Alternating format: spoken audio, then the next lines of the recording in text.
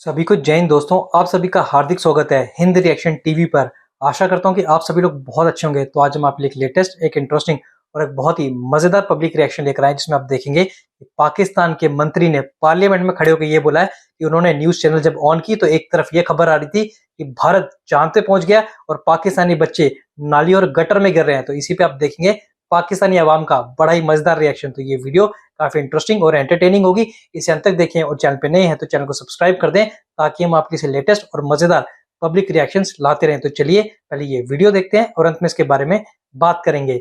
जय हिंद, जय भारत। मुस्तफ़ा कमाल जो कि नेशनल असेंबली के मेंबर हैं, उन्होंने जो स्टेटमेंट दिया कि भाई एक साइड पे खबर चलती है कि इंडिया चांद पे पहुंच गया, दूसरी साइड पे खबर चलती है कराची में बच्चा गटर में गिर के मर गया। एक ही स्क्रीन पर एक खबर है कि इंडिया चांद पर चला गया और उसके 2 सेकंड के बाद खबर है कि कराची में किसी गटर का ढक्कन ना होने की वजह से बच्चा गिर गया, मर गया। आप इंडिया के अंदर जाएगा, आप चेक करेंगे ना, हमारे बहुत सारे जानने वाले हैं, हम लोग फॉरेन में हैं। अच्छा। तो हमारे इंडियन कितने दोस्त हैं, वो जाते हैं बताते हैं कि यार हमारे यहाँ तालीम फ्री है। अच्छा। हाँ, फ्री है और हमें और शऊर है। शऊर ये है, मैंने तो ये सुना उधर तालीम फ्री है, साथ ही साथ लंच जो ब्रेक होती है उसमें खाना भी दिया जाता है। 2 महीने पहले मैंने ना जापान का विजिट किया। ठीक हो तो गया। मैंने उधर अपने पाकिस्तानी भाइयों से जब मुलाकात की ना, मैं जिससे भी मिला तो उन्होंने बोला जी ये फलां भाई साहब, ये फलां भाई साहब काम एक ही कर रहे हैं। ठीक है। गाड़ियों का, गाड़ियाँ ले रहे हैं, काट रहे हैं, बेच रहे हैं, गाड़ियाँ ले रहे हैं, एक्सपोर्ट कर रहे हैं। तो हम दुबई में रहते हैं, इंडियन कम्युनिटी देखते हैं, तो मैंने सोचा कि यार इंडियन इधर क्या कर रहे हैं। जापान में। मैंने तो मैंने बोला इंडियन इधर क्या कर रहे हैं। उन्होंने बोला जी इंडियन इधर सिर्फ आईटी में है। इंडिया का 90% ना बॉलीवुड पे चल रहा है, उनको नहीं, उधर से बहुत आ रहा है। ठीक अच्छा, है, आईटी से कम आ रहा है। आईटी से भी बहुत आ रहा है। अब इंडियन स्टूडेंट है जो बाहर यूरोप में जाके आईटी से इतना पैसा कमा रहे हैं, आपकी सोच है जर्मनी जाएं, इंडियन स्टूडेंट बड़े हुए हैं आईटी के साथ, इतना पैसा कमा रहे हैं। ठीक हो गया। लेकिन उधर मैं ये समझता हूँ कि पाकिस्तान और इंडिया में बहुत फर्क है, वो हमसे बहुत 1000 साल आ गया। नहीं, उसकी 1000 साल। नहीं, इंडिया में गवर्नमेंट ने खुद जो तालीमी निज़ाम एक बनाया ना, उसका एक म्यार है। ठीक है। बाद में उनके जो स्टूडेंट हैं बाहर भी जाते हैं, लेकिन उनकी गवर्नमेंट जो है उनका पीछे उनको पूरा सपोर्ट करती है, उनकी कम्युनिटी बन चुकी है। इसकी वजह से वो एक स्टैंड बन। हमारा जो एजुकेशन का बजट है जी, वो तकरीबन 40 अरब है। ठीक हो गया। और बेनजीर इनकम सपोर्ट प्रोग्राम जो आपको लोगों को पैसे बेकारी बना रहे हो, हाँ। वो तकरीबन 500 अरब है। बेकारियों का जो बजट है वो 500 अरब है और एजुकेशन के लिए 40 अरब है। ठीक है। तो आप कैसे तवक्को कर सकते हैं? जी तो दोस्तों, मैं हूं सुहेब चौधरी और आप देख रहे हैं मेरा और आपका YouTube channel real entertainment TV. Pakistan के मेंबर ऑफ पार्लियामेंट मुस्तफ़ा कमाल, जिनका ताल्लुक कराची से है, उन्होंने नेशनल असेंबली में खड़े होकर स्पीच करते हुए फिर से एक दफा इंडिया के साथ कंपैरिजन करते हुए बोला है कि एक साइड पे टीवी पे स्क्रीन पे ये खबर चलती है कि इंडिया चांद पे पहुंच गया और बिल्कुल 2 सेकंड बाद खबर ये चलती है कि कराची में एक बच्चा गटर में गिर के मर गया। एक ही स्क्रीन पर एक खबर है कि इंडिया चांद पर चला गया और उसके 2 सेकंड के बाद खबर है कि कराची में किसी गटर का ढक्कन ना होने की वजह से बच्चा गिर गया, मर गया। उन्होंने एजुकेशन सिस्टम का कंपैरिजन करते हुए बोला कि इंडिया के ऐसे स्टूडेंट्स हैं जो इंटरनेशनल लेवल पे टॉप 25 कंपनीज के सीईओज हैं, जबकि पाकिस्तान की यूनिवर्सिटीज बेरोजगार क्रिएट कर रही है, बेरोजगार पैदा कर रही है। आज दुनिया की 25 बड़ी कंपनीज के सीईओज इंडियंस हैं। इसी पर पाकिस्तानी पब्लिक से बात करेंगे कि क्या वजह, 2 चीजों पर बात करेंगे आज कि क्या वजह है। कभी नेशनल असेंबली में खड़े होकर, कभी पार्लियामेंट में खड़े होकर मौलाना फजल रहमान इंडिया से कंपैरिजन करते हैं, इंडिया की तारीफों को सामने लेकर आते हैं, बेहतर चीजों को सामने लेकर आते हैं। और दूसरे नंबर पे जब कोई आम पाकिस्तानी या कोई आम सोशल मीडिया एक्टिविस्ट इन चीजों को अवेयर करने के लिए सामने लेकर आता है तो उसे गद्दार या एजेंट जो चांद पे चला गया, जिन्होंने चंद्रयान 3 को कामयाब बनाया, वो चांद पे, और हमारे बच्चे गटरों में गिर गिर के मर रहे हैं, गटरों के ऊपर ढक्कन नहीं है। और ये हाल जो है पाकिस्तान के सबसे बड़े शहर कराची का है। कराची का निज़ाम तो बहुत देर से ख़राब हुआ है। हाँ। तो गटर तो कोई चीज़ नहीं है वहाँ पे। जितने भी वहाँ पे हमारे हुक्मरान हैं वो काफ़ी अरसे से ही वहाँ पे कोई काम नहीं करवा रहे। अच्छा। तो वहाँ पे माशाल्लाह MQM ने राज किया पहले, तो वहाँ से काम ख़राब होना शुरू हुआ और आज तक अल्लाह का शुक्र है कि वहाँ पे तबाही ही फिरी है। वो जितना मर्जी डेवलप हो जाए वो ऊपर नहीं जा सकता। कराची शहर में अमन भी नहीं है, टारगेट किलिंग है, मोबाइल चोरी, बाइक चोरी, बच्चे गटरों में मिल रहे, और कुत्ते काटने से भी जो है ना, कुत्ते के काटने से भी बहुत से बच्चों की जाने जा रही है, जो कि नहायत ही अफसोसनाक चीज़ है। और हमें शर्म आनी चाहिए कि हमारा एग्जाम्पल गटर के साथ दिया जा रहा है। इसलिए वहाँ पे एजुकेशन नहीं है। फ़र्स्ट ऑफ ऑल हर तीसरा बंदा जो है गुटखा पान खा रहा है वहाँ पे। तो ये काम तो वहाँ पे चल रहे हैं। वहाँ पे एजुकेशन के अलावा सब कुछ गाइड किया जाता है कि आपने चेन कैसे चोरी करनी है, आपने मतलब कौन से गलत काम करने हैं, सब वहाँ पे गाइड किया जा रहा है। लेकिन जो गाइड करने की ज़रूरत थी वो नहीं गाइड किया जा रहा। एजुकेशन तो वहाँ पे सिरे से नहीं थी और अब तो मज़ीद नहीं है। ठीक है, कुछ हमारी हुकूमत ने कर दिया है, कुछ महंगाई ने कर दिया है।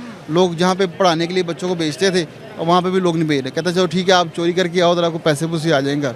सही, मतलब रेपुटेशन ख़राब है और कुछ लोगों की आदतें भी वहाँ ख़राब हो चुकी है। सर, ये जो एग्जांपल पार्लियामेंट में सेट हुई वो चांद पे हम गटर में, इसको पूरी दुनिया कवर कर रही है और मजाक उड़ा रहे हैं कि अपनी बेइज्जती खुद ही कर रहे हैं। बेसिकली बनती भी है ना, हमारी बेइज्जती इसलिए बनती है कि उन्होंने अपनी गलतियों से सीखा है, ये नो डाउट सीखा है, तो वो आगे तक पहुँचे हैं।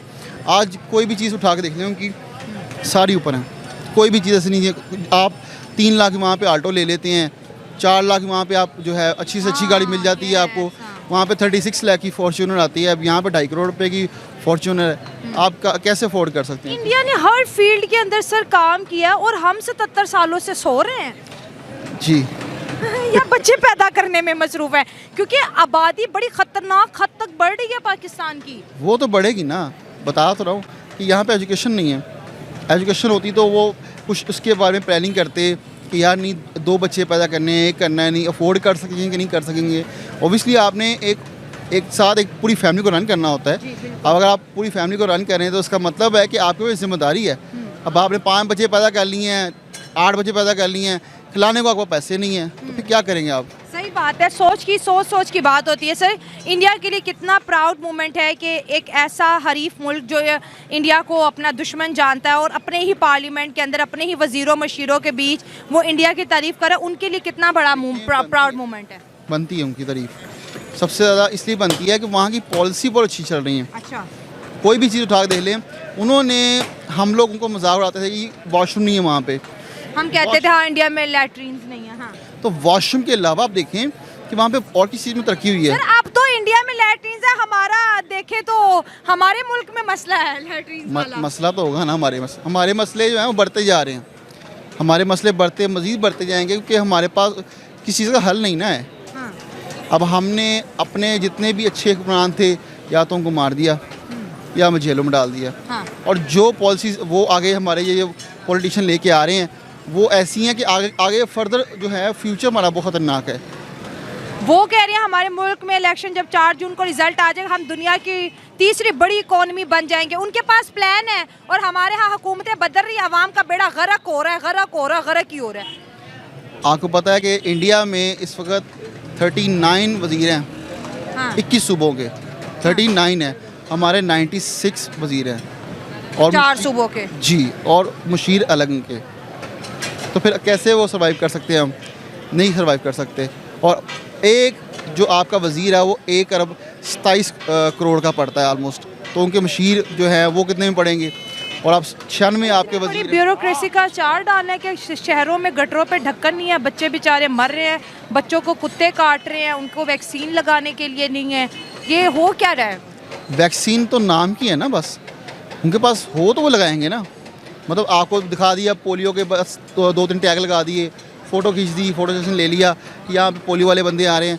मुझे बता दें लाहौर में भी इतना, हत्ता कि लाहौर सबसे ज़्यादा डेवलप सिटी है इस वक्त पूरे पाकिस्तान का, यहाँ पे कितना पोलियो का निज़ाम ख़राब है। अभी भी यहाँ पे केसेस निकल आते हैं, हत्ता कि पोलियो होना ही नहीं चाहिए था, दुनिया से ख़त्म हो गया हुआ है। लेकिन पाकिस्तान में भी स्टिल सर्वाइव कर रहा है पोलियो सर्वाइव कर रहा है। तो आप ये सोच लेंगे कि गुर्बत कितनी अच्छी तरह सर्वाइव करेगी। कमेंट्स में लोग हमें जो इंटरनेशनली देखते हुए कहते हैं आप क्यों इंडिया से अपना मुकाबला करते हैं, आप युगांडा, सोमालिया इस तरह के मुल्कों में जाएं वो, और आप एक पेज पे आ गए। किसी वक्त कराची और मुंबई को कंपेयर किया जाता तो उस पर डॉक्यूमेंट्रीज बनती थी कि वहाँ पे रोशनियों का शहर है, कराची रोशनियों का शहर है। सर, वो तो बिलियनियर की सिटी बन गई। चलें, आप कोई आपको ऐसा बात करे भी ना तो आप उनको बांग्लादेश की मिसाल दे दिया करें। हाँ। ठीक हो गया, उनको बताया करें कि बांग्लादेश हमसे कितना ऊपर। अब हाँ। उन्होंने कपड़े की एक्सपोर्ट से अपने मुल्क को कहाँ से उठाया? सही बात है। ठीक हो गया। हम बाकी कंट्री का मजाक उड़ाते हैं, युगांडा वगैरह, देखें हर कंट्री में कोई ना कोई फॉल्ट होता है, उसका खमियाजा लोग भुगतते हैं। हमारी कंट्री का यही खमियाजा है और यही भुगतान है कि हमारे पास जो हुक्मरान हमारे पे नाफज हुए हैं, जो हम पे रूल कर रहे हैं इस वक्त, वो बहुत ही ज़्यादा अच्छे हैं, बहुत अच्छे हैं, एक्स्ट्रा ऑर्डिनरी अच्छे हैं। तो वो इतना सोच रहे हैं कि हम बर्बादी की तरफ जा रहे हैं। चांद और गटर की एग्जांपल नहीं सेट हो गई है, ये रह गया था बस।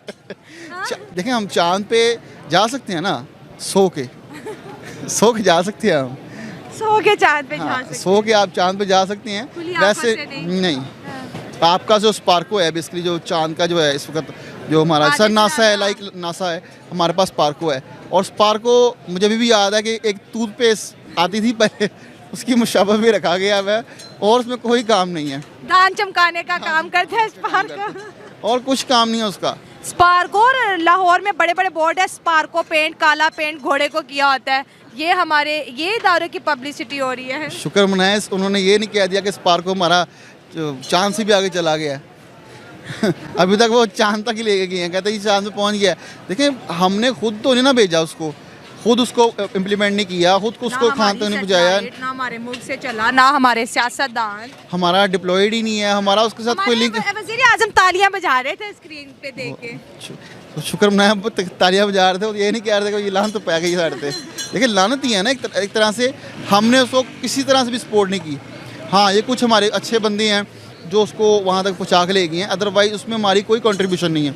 हम 0% हमारा उसमें कंट्रीब्यूशन हुई है, और बिल्कुल ही गलत मेथड पे हमारा कह लें, उसका जो मेथड है ना हमारे पे बिल्कुल गलत गया है कि हम उसको भेज रहे हैं। नहीं, उसको चाइना ने डिप्लॉयड किया है, चाइना का मून मिशन है, उसने भेजा है, ठीक हो गया।